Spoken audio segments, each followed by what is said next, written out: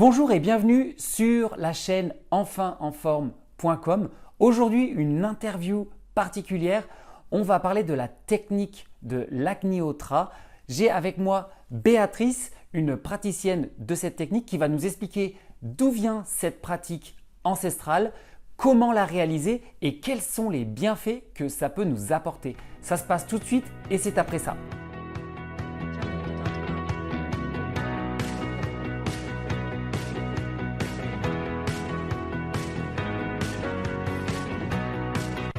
Avant de commencer cette vidéo, je vous invite à télécharger mon e-book gratuit sur comment filtrer l'eau et comment la dynamiser et pourquoi c'est important de le faire. Et surtout, vous allez savoir comment le faire facilement chez vous. Alors Béatrice, bonjour. Bonjour, Émeric. Merci d'avoir répondu présente à mon invitation. Mais c'est moi qui remercie. Et est-ce que donc tu peux vite fait te présenter et puis nous dire surtout pourquoi, comment tu es venu surtout à cette technique de l'Agnihotra? Je m'appelle Béatrice et puis je trouvais que j'avais un petit peu de temps. J'aimerais bien faire quelque chose qui est utile. Une amie me dit, tu voudrais pas connaître l'Agnihotra? Je dis, mais tu parles de quoi? Elle m'a amenée chez Marianne et puis on a fait ce feu et c'était fini pour moi. J'étais passionnée. C'est un feu qui harmonise l'atmosphère, qui purifie l'atmosphère et qui guérit. D'accord. Et en quoi ça consiste concrètement? Donc, C'est on quoi a l'Agnihotra? Agnotra, donc ça c'est un mot qui vient de l'Inde, du sanskrit. Donc la langue sanskrite, c'est une très très vieille langue. Pour faire un Agnotra, il faut quelques outils. Béatrice, elle est venue avec tout le matériel qu'il faut pour réaliser cette pratique de l'Agnihotra. Donc Béatrice, je te laisse présenter un peu tous les matériaux et puis le matériel nécessaire pour cette pratique.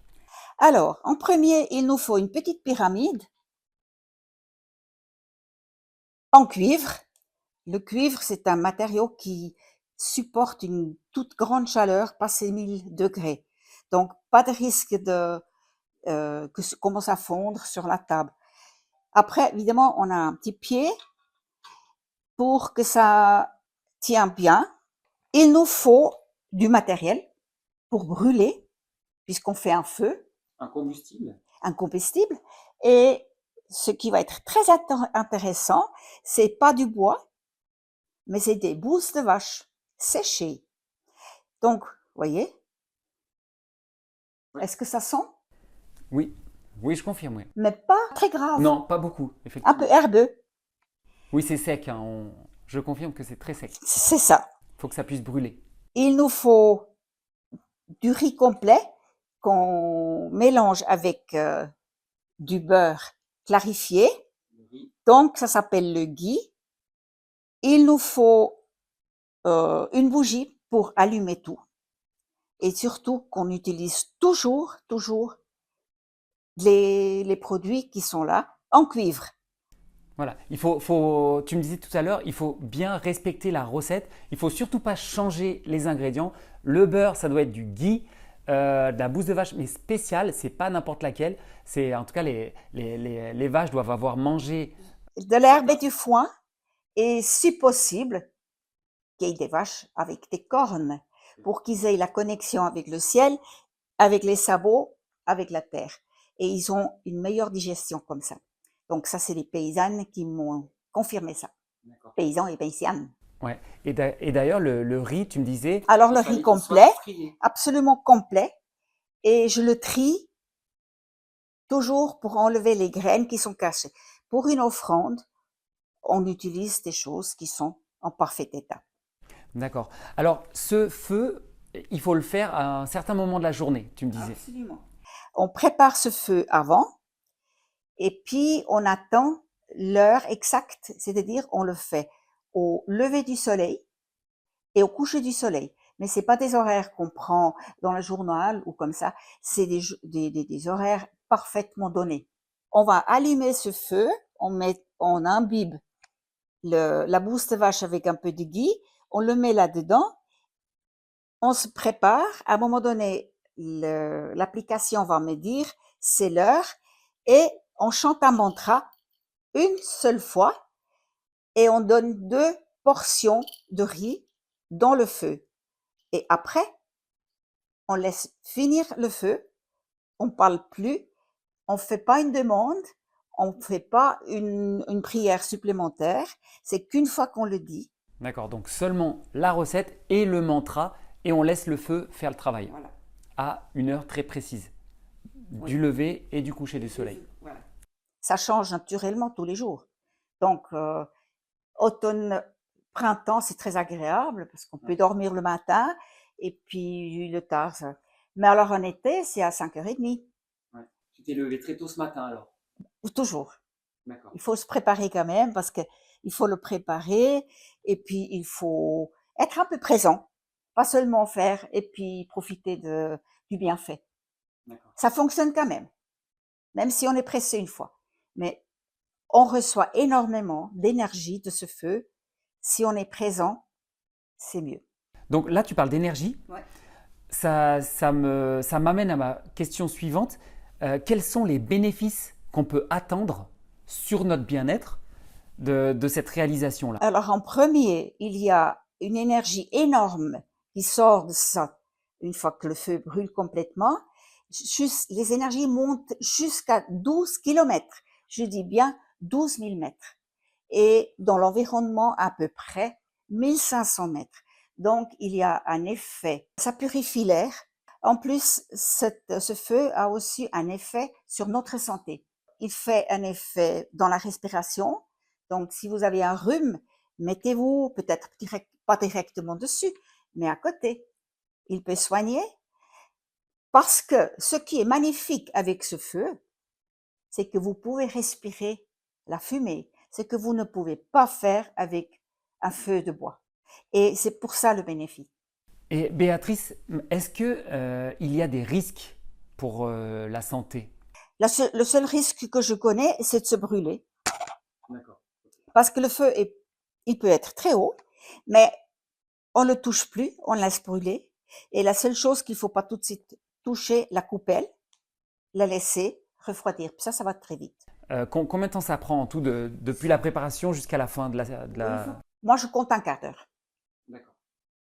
Et qu'est-ce qui se passe si je loupe une fois? Ou enfin, si je fais que un matin et le soir je le fais pas, est-ce qu'il y a quelque chose qui se passe? C'est magnifique si tu l'as fait le matin. On n'a aucune obligation de faire ça tous les jours, le matin, le soir. C'est pas important. J'ai toujours dit, parce que j'ai des amis qui peuvent pas le faire, ils travaillent. Donc, faites-le quand vous pouvez. Ouais. Tout ça, c'est un cadeau à la nature. Ouais. C'est un bonus. Un bonus. Exact. Alors, Béatrice, là, elle va nous faire le mantra qu'il faut chanter en début de cérémonie. C'est en sanskrit. Ouais. Et c'est un mantra qui est complet. On peut le traduire un tout petit peu par le sens, mais ça n'a aucune valeur si on le chanterait en français. Ouais. Alors, c'est Agnaye Swaha, Agnaye Idam Namama, Prachapataye Swaha, Prachapataye Idam Namama. Voilà, c'est tout. On arrête et on reste silencieux. D'accord. Et puis après, on attend que le feu se consume. Et puis c'est fini. Et puis c'est fini. Et que faire après de ce qu'il reste, les cendres? Si vous êtes dehors et beaucoup de vent, ou sur le balcon, on peut le couvrir pour pas qu'il y ait la braise qui vole. Ça, c'est la seule chose que je peux dire. Attention, sécurité. D'accord, ok. Après, avec les cendres, c'est une mine d'or. C'est une mine d'or parce que ces cendres ont une grande valeur, par exemple comme engrais pour les plantes, mais pas seulement, aussi pour nous. On peut l'utiliser, on peut faire une pommade avec le ghee, soigner des plaies. J'ai osé de faire un soin. J'ai eu mon chat qui m'a griffé, mais j'avais un trou. et j'ai immédiatement mis les cendres dessus, Comme sans ça, les infecter, d'accord, juste les cendres. juste les cendres. Et ben, ça a merveilleusement bien guéri. Donc ça, c'est prouvé, c'est pas seulement moi qui dis ça. Ok. On peut aussi soigner les arbres avec ça. Oui, c'est aussi bon pour l'environnement, c'est pas que pour notre bien-être à nous. C'est pas seulement pour ça, vraiment, ou faire de l'eau, mettre des cendres dedans, laisser reposer, et on peut soigner par exemple des rosiers avec cette eau sprayée. Les arbres, ils ont aussi soigné. Même les vignes, ils ont fait des soins à des vignes et eu un bon résultat. Ça, c'est un aperçu un peu rapide, je sais, parce que c'est très, très vaste.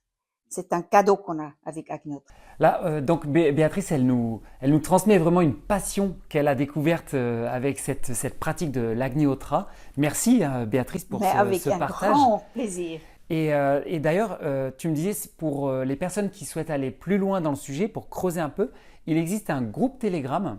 Je mettrai d'ailleurs le lien sous cette vidéo pour ceux que ça intéresse. Vous pourrez rejoindre le groupe et puis en apprendre un peu plus sur cette pratique. En attendant, je vous invite à vous abonner à la chaîne si vous voulez avoir accès à plus d'interviews et plus de vidéos comme celle-ci et me soutenir dans cette démarche de enfinenforme.com. Je vous dis à très bientôt sur une prochaine vidéo. Au revoir, salut Béatrice. Merci beaucoup. Au revoir, Émeric.